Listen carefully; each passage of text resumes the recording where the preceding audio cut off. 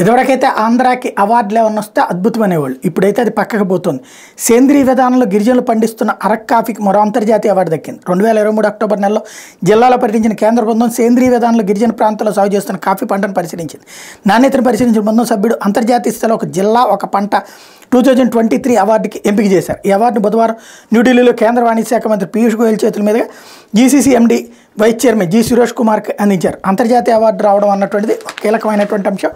వరుసపెట్టి ఈ అవార్డులు అన్నటువంటిది పెద్ద ఎత్తున వస్తున్నాయి. ఈ మధ్యకాలంలో ఆంధ్రప్రదేశ్ ప్రభుత్వానికి సంబంధించినంత వరకు అయితే రాష్ట్రానికి అవార్డులు వచ్చినప్పుడు కవర్ చేయకపోవడం అన్నటువంటిది నడుస్తోంది. 1 డిస్ట్రిక్ట్ 1 ప్రొడక్ట్లో ఈ అరుదైనటువంటి ఇక్కడ కేంద్ర ప్రభుత్వం చేపట్టిన 1 డిస్ట్రిక్ట్ 1 ప్రొడక్ట్లో కూడా ఆంధ్రప్రదేశ్ 6 అవార్డులు దక్కించుకుంది. పరిశ్రమల వాణిజ్య శాఖ చేనేత జోడి ముఖ్య కార్యదర్శి సునీత విషయాన్ని ప్రకటించారు.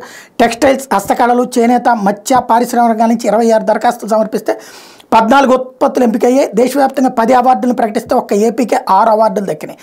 సామాజిక ఆర్థిక అభివృద్ధిని ప్రోత్సహించే లక్ష్యంతో దేశంలోని ప్రతి జిల్లా నుంచి ఒక ఉత్పత్తిని ఎంపిక చేసి బ్రాండింగ్ విస్తృత ప్రచారం కల్పించే ఉద్దేశంతో కేంద్ర ప్రభుత్వం 1 డిస్ట్రిక్ట్ 1 ప్రొడక్ట్ కార్యక్రమాన్ని చేపడితే దాంట్లో ఆంధ్రప్రదేశ్ అద్భుతమైనటువంటి అవార్డులు సాధించుకుంది.